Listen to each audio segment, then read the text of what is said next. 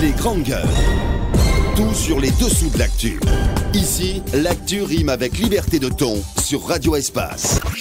Jusqu'au port de 11h, nous vous accompagnons dans ce studio, tout sur les dessous de l'actualité. Ce n'est pas passé inaperçu, la fonte des partis GPT, PNR, UNR dans le grand ensemble RPG Arc-en-Ciel.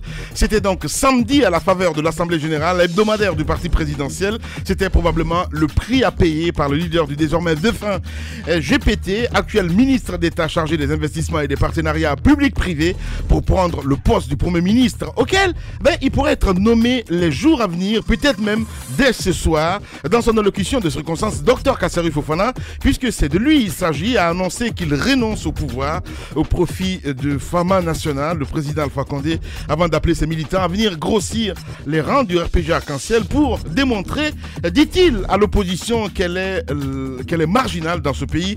Comment réagit-on de cette fusion? Des réactions ce matin, mesdames et messieurs, beaucoup de réactions. Nous allons appeler, tenez donc, Malik Sankon, directeur de la Caisse nationale de sécurité sociale, qui va intervenir ce matin chez les GG. Senkoun Kamara, lui, il est député à l'Assemblée nationale, membre du bureau politique national du RPG Arc-en-Ciel. La journée s'annonce agitée dans le centre de la Guinée, plus précisément à Dabola. La jeunesse de cette localité menace de se faire entendre ce lundi en signe de protestation contre la fermeture et la mise en coupe réglée de la seule unité industrielle implantée sur place et qui emploie la majorité des jeunes de cette partie de la Guinée. Elle dénonce l'inertie et le non-respect des engagements contractuels des autorités locales et au niveau étatique dans le cadre du fonctionnement de cette usine, aujourd'hui menacée de disparition. Quels sont les griefs de cette jeunesse? Nous posons toutes ces questions ce matin. Que répond l'État? Monsieur Sayon Traoré, leader du mouvement de protestation des jeunes de Dabola, et monsieur Boubacar Bari, ministre sortant de l'industrie, des PME, de la promotion du secteur privé. Vous allez les entendre ce matin chez les grandes gueules. Football cette fois-ci, cette décision de la Ligue guinéenne de football pro qui fait des vagues malgré de violents incidents, ayant émaillé la rencontre Louba FC Sumba FC, c'est bien ça, Sumba FC, disputée donc le 13 mai dernier au stade de Télémélé. Rencontre normalement soldée par un score de 1 but partout. La Ligue a fini par donner la victoire donc au club local de Télémélé, une décision qui conteste évidemment les dirigeants de Sumba FC de Dubreuka. Mais pourquoi s'oppose-t-il à cette décision de la Ligue guinéenne de football pro? Monsieur Ousmane Kaba, secrétaire général de la Sumba FC de Dubreuka, vous allez les entendre ce matin chez les GG. Le temps pour notre réalisateur de joindre Malik Sankon qui va intervenir dans un instant chez les grandes gueules. Allez, on a entendu, on a écouté. Oui, mais remarquez la difficulté ou les difficultés avec lesquelles les cadres du ex-GPT, désormais RPG Arc-en-Ciel, ont du mal à expliquer leur position aujourd'hui, ont du mal à expliquer, à argumenter par rapport à la décision de faire fondre le GPT dans le RPG. Cela dénote un peu pour moi. C'est dommage. Oui, mais pour moi c'est dommage un peu. Alors lorsqu'on essaye de falsifier l'histoire en disant que hier il a été directeur de campagne, je voudrais rappeler de passage à Shérif de Washington que le torchon avait de nouveau brûlé entre Dr Kassaru Fofana et le RPG Arc-en-Ciel, en l'occurrence le président de la République, après qu'il soit directeur de campagne, parce que je parle là des événements de 2015-2016. 2015-2016, Kassaru Fofana avait déjà claqué la porte avec le RPG Arc-en-Ciel et était ressorti. On sait très bien, le discours était devenu encore plus caustique. Le discours a changé vers 2017, lorsqu'il a été parachuté au ministère des investissements. Donc je pense que c'est très important, quand on est dans la logique des choses, quand on est un homme politique, il faut quand même avoir un brin d'honnêteté dans son langage. Il faut reconnaître certes le passé, il faut peut-être avoir les arguments les plus aiguillés pour expliquer nos décisions d'aujourd'hui, mais pour moi c'est de mauvais augure comme ça pour les hommes politiques qui de facto nient complètement ce qui s'est passé hier et reviennent nous présenter aujourd'hui les décisions d'aujourd'hui comme si c'était des décisions bibliques. Donc moi je veux dire une chose, que c'est important pour la nouvelle génération. Et ce qui est dommage, c'est que nous parlons là évidemment de la nouvelle génération. Certes, oui. Non, je parle de shérif de Washington. Mais non, il n'a pas 40 ans non plus. Non, je parle de shérif de Washington. Il a pas une canne quand même. Mais il n'a pas une canne, mais il a plus de 50 ans. Oui, mais même s'il a plus de 50 ans. Je parle de la nouvelle génération. La nouvelle génération ne s'arrête pas qu'à vous et nous et moi. Non, je regarder un peu en arrière. La nouvelle génération politique. Le GPT, c'était l'ex-GPT. Qu'est-ce que tu racontes, Roby? Mais laisse-moi aller jusqu'au bout de ma logique. Comme ça, tu vas comprendre. Le GPT, excuse-moi, Roby.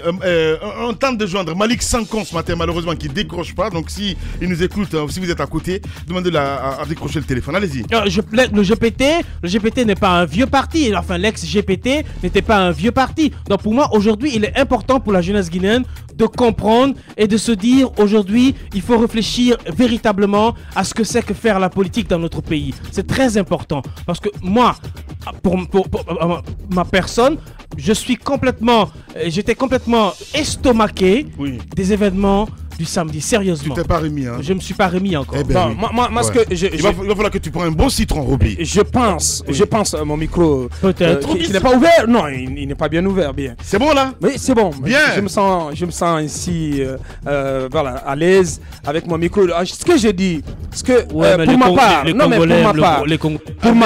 ma part, je pense qu'il n'y a aucun effet de surprise.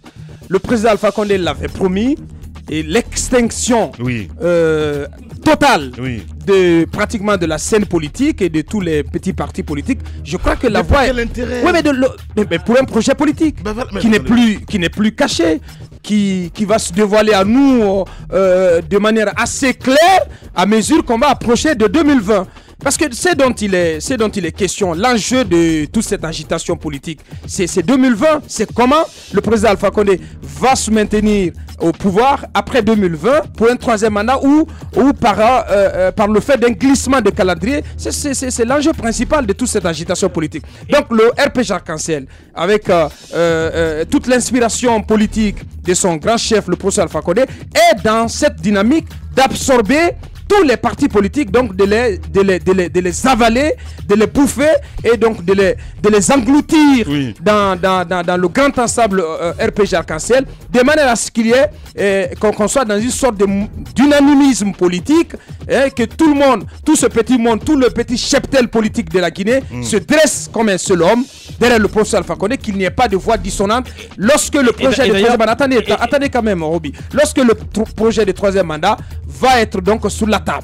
C'est ce qui va se passer. Et je crois que tout le monde est en train de tomber dans ce piège aujourd'hui. Il n'y a pas que Kassori. Il y a eu Bigop, l'actuel ministre, ou le ministre sortant de l'industrie, qui est tombé dans le panneau. Attendez, il y a aussi Bafichel. Il faut mesurer mais il ne faut pas oublier. Attendez. Il faut mesurer l'enjeu, il faut mesurer le poids. Il faut mesurer le poids, il faut mesurer l'enjeu. Il n'y a pas que les trois qui viennent donc de tomber dans le piège. Il y a d'autres qui se bousculent au portillon. Est-ce qu'il y a des manœuvres de réconciliation qui sont en cours? Donc bien d'autres leaders politiques, vous allez être surpris les semaines et mois à venir, qui vont se rapprocher du professeur Alpha Condé, qui donc font des pieds et des mains pour pouvoir donc aujourd'hui être embouché la même trompette que le professeur Alpha Condé. Donc moi, pour ma part, je ne suis pas surpris pour Kassori. Mais ce que c'est le discours qui ne passe pas venant de l'ex-GPT, c'est le fait de dire, on a suivi Shérif de Washington, qui a été incapable de nous dire et d'avouer que cette fusion qui intervient maintenant, parce qu'elle aurait pu intervenir il y a longtemps. Pourquoi elle intervient maintenant à l'orée de la nomination d'un prochain gouvernement? C'est parce que ça a été la condition qui a été fixée à Dr Ibrahima Kassori Fofana pour prendre le poste. Parce que le Kassori qui est intervenu chez nous ici, qui a montré tout son intérêt pour le poste, il a dit je suis prêt, et qu'il était en négociation avec le professeur Alpha Condé. Les négociations avec le professeur Condé, ça veut dire quoi? Ça veut dire qu'il fallait accepter les desiderata donc du directoire du RPG Arc-en-Ciel. C'est ce que le docteur Kassori a accepté, et je crois que finalement, dès ce soir ou dès demain, le décret, le nommement comme Premier ministre va passer. Donc c'était la condition, c'était le prix à payer. Il n'y a pas de maquignonnage politique à trouver à cela. Et je crois que, comme vous l'avez dit, il y a forcément des frustrations, mais Kassori a décidé de sacrifier. Mais pour ma part, c'est pas deux Kassori, c'est pas un Kassori totalement différent depuis 2015. À partir du moment où il a été directeur de campagne d'Alpha Condé, il a été associé, il est l'un des grands artisans de tout ce que le président construit en termes de grands projets avec la Chine, avec la Russie, avec d'autres partenaires. Je crois que il y a moins d'effets de surprise chez moi venant de Kassory, donc Kassory qui sacrifie son parti.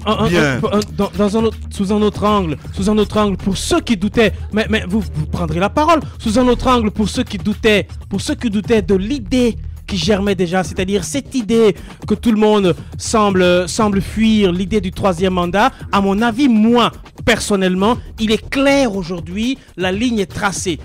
Ce qui me fait dire ça, c'est lorsque le Kassory Fofana dit clairement devant les militants du RPG que c'est vrai que je veux le pouvoir, mais je renonce au pouvoir et je laisse le professeur Alpha Condé continuer. Alors, continuer dans quel contexte? Non, c'est pas ambigu, c'est clair. Non. Continuer dans quel contexte? Nous sommes à deux ans de la fin du mandat du professeur Alpha Condé. On parle de continuité qu'à partir de 2020. Alors, si un homme politique... il peut continuer pendant les 2 ans. C'est ce que je veux dire. Il peut continuer et finir son travail pendant les 2 ans. Il n'y a rien qui l'empêche de continuer. Maintenant, quand ça vient de la bouche d'un homme politique qui hier aspirait à la présidence, il dit moi je renonce à être président et je laisse le professeur Alpha Condé continuer. Pour moi c'est clair qu'après 2020, les sirènes du 3e mandat vont commencer à siffler à nos oreilles. Waouh. Oula, on a assisté à un attentat, hein, on va le dire comme ça. Honnêtement, parlement pour dire. Ça dépend carrément des positions. Mais après, moi, la question que je me pose, c'est de savoir pourquoi le chef de l'État, à ce stade, cherche à renflouer, si on veut, les rangs du RPG Arc-en-Ciel. Quand on sait qu'un Kassory, quand même, c'est pas quelqu'un qui va venir et accepter de jouer le second rôle. Aujourd'hui, il vient pour le RPG Arc-en-Ciel. Abakar l'a dit, il y a d'autres partis qui pourraient rejoindre le RPG Arc-en-Ciel. Là, on se pose les questions. Quelles sont les ambitions du chef de l'État? Est-ce pour un 3e mandat? On nous dira de ne pas s'aventurer sur le terrain, mais le temps donnera raison à pas mal de Guinéens dans ce dossier. Mais ce que je veux dire par rapport à cette fusion. On se rappelle il y a quelques jours, lorsque Dr Kaba était dans nos studios, il disait qu'il ne pense pas qu'il y ait une fusion dans les brefs délais, vu ce que lui il a subi, mais on peut carrément dire qu'il s'est trompé. Il y a encore des personnes qui n'ont pas tiré les leçons de ce qui a été fait avec Dr Ousmane Kaba. On est parti et bien évidemment on peut comprendre Kassory puisqu'il a ses réflexions, il a ses intérêts. C'est dommage qu'on ait Monsieur Washington qui n'ait pas été à mesure de nous dire ne serait-ce qu'une petite cause pour laquelle le GPT a décidé de fondre, Lamine s'il te plaît, a décidé de fondre le parti. Mais est-ce qu'aujourd'hui on ne veut pas parler des partis de Bafficher ou de GPT, c'est des micro-partis, c'est des micro-partis. Justement, ça relance le débat sur cette floraison et si on veut incontrôler des partis politiques en Guinée. Quand on prend Bafficher, on se rappelle il n'y a pas longtemps, il était annoncé destitué de son parti. Moi, lorsque c'est arrivé, je me suis posé la question, est-ce que c'est pas une manière pour lui de se débarrasser de ce parti puisqu'on l'accusait de ne pas apporter de résultats à la tête de ce parti? Kassory est parti, Kassory a des ambitions, il a été clair aujourd'hui dans ses propos, il veut être prudent parce qu'au même moment, il ne veut pas, si on veut, se faire assez d'ennemis avant même qu'il n'obtienne ce qu'il veut. On comprend bien, mais encore une fois, la politique c'est la politique, mais ce qu'il y a à regretter, c'est qu'on ait aujourd'hui des hommes politiques en Guinée qui n'œuvrent pas. Moi, c'est la conviction. Justement, cette conviction qui nous permettent, lorsqu'on a un parti politique, on se dise, on a des militants, voilà ce qu'ils attendent. On a Kassory, le premier extrait que vous avez fait passer, où il disait clairement qu'on ne peut pas s'allier à ce parti qui fait ceci, fait cela. Mais qu'est-ce qui a changé depuis que lui, il est auprès du professeur? Rien n'a changé. Les mêmes pratiques continuent. Pourtant, lui, sa position change. Donc, il va falloir se poser des questions. Qu'est-ce qu'il va chercher comme pour dire que c'est pas la conviction? C'est parce qu'il a un intérêt de ce côté. Il est parti. C'est ce qui fait en gros le problème de cette nation, parce que tous ces leaders que nous observons, ils sont capables de poser des actes inimaginable, juste parce que oui, de ce côté, il y a un pas à franchir et pour nos intérêts, pas pour ces militants et pour lesquels ils sont censés se battre. La politique est shaitan, Moussa. Moi, rien du tout ne m'étonne dans tout ce qui arrive. Depuis le temps où il y a eu la fusion avec Cause Commune, où il y a eu des partis comme PNDD. Oh là là, s'il te plaît, ne commence pas.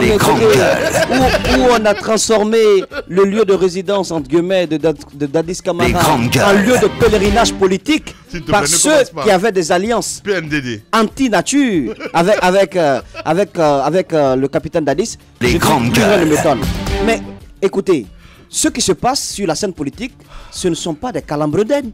Il faudrait que, comment il s'appelle, shérif de Washington, il ne faudrait pas qu'ils nous considèrent comme des niais. Mais non. Le soleil n'est pas assez ardent. Il a raté sa sortie. Le soleil n'est pas assez. Il a raté sa sortie. Mais le soleil. Il ne maîtrise pas le dossier. Non, il maîtrise. C'est ce qui m'énerve. Il a fait dans la langue de bois. Non, mais attendez quand même. L'ami, je finis. Il y a un moment, il faut qu'on arrête. Le soleil n'est pas assez ardent au point de fondre le parti GPT dans la mare du RPG, la mare jaune du RPG arc-en-ciel, au point de nous dire que c'est une forme de libération de la sève nourricière. Libère ton esprit, exactement, de la sève nourricière de ce parti politique. Parce qu'on a compris. Ex-GPT, on dirait des gourous. Hein. Ils ont des slogans. C'est de la folie. On a compris tout ça. Mais moi, c'est vrai. Libère ton esprit. Tu vois ce que je veux dire. Ils savent tellement le faire d'ailleurs. Lamine, ce que je veux dire, la constance.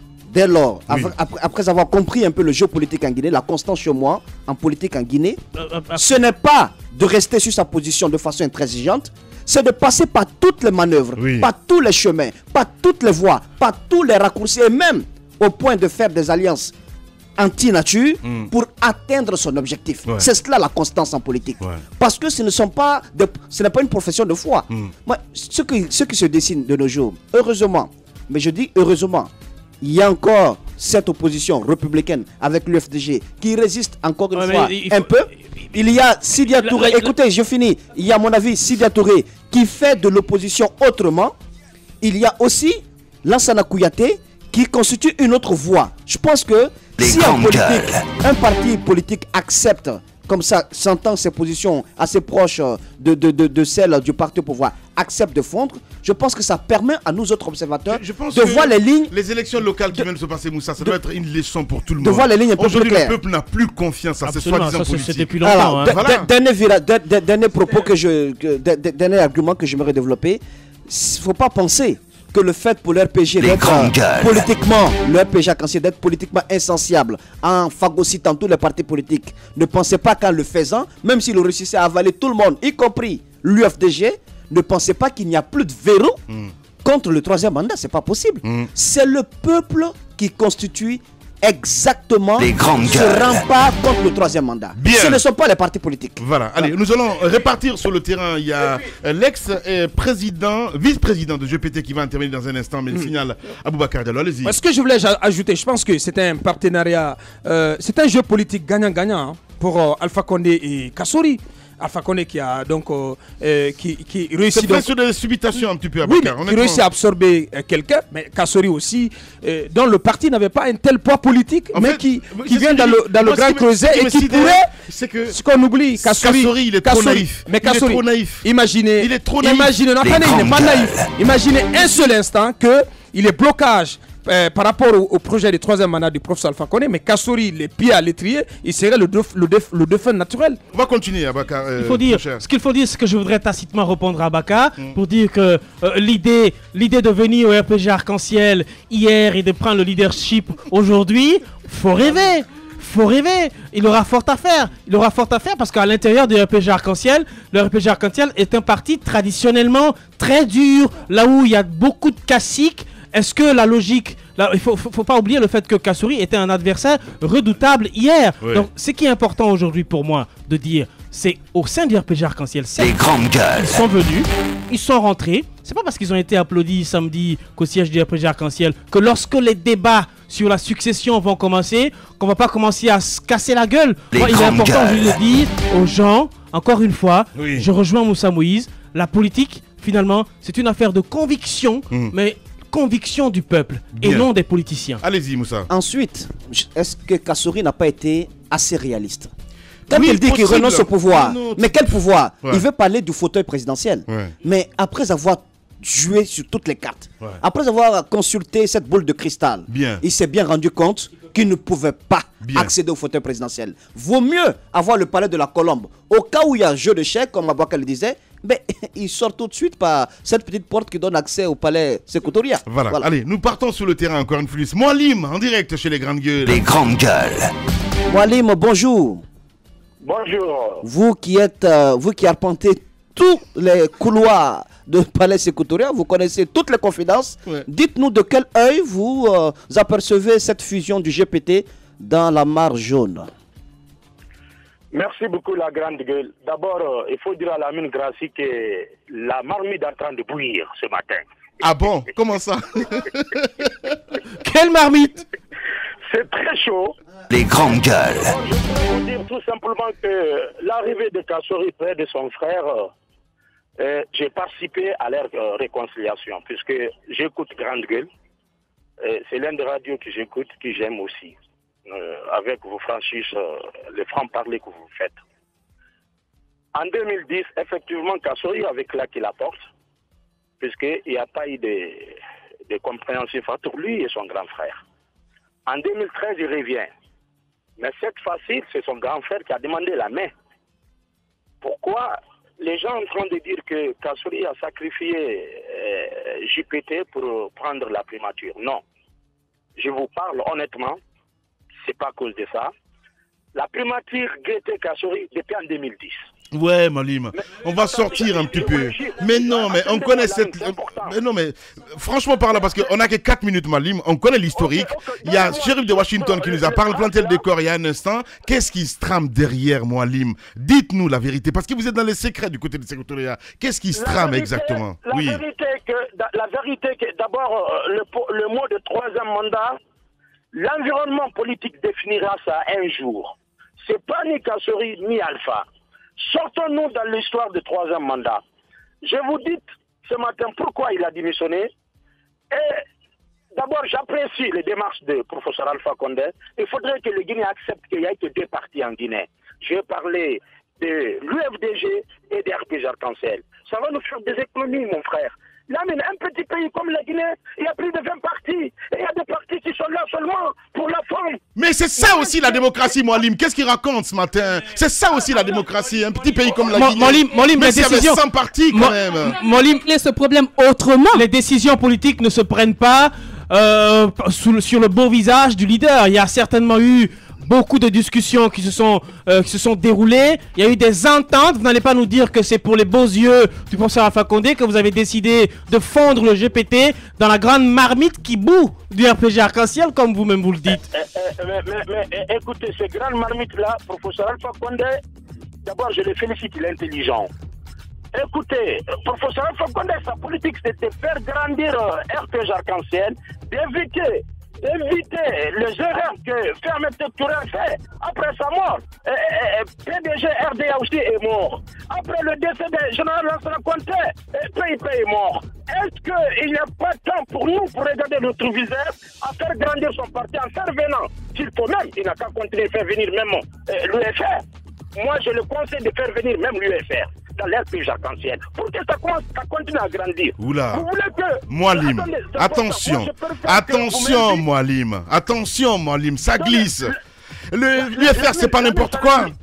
Je suis désolé. Ça ne glisse pas. Ouais. Ça ne glisse pas. Vous avez vu, on était ensemble là, je le connais. Oui. Tu as vu M. Sidi Touré près de son frère. Oui. Et n'oubliez pas que le président...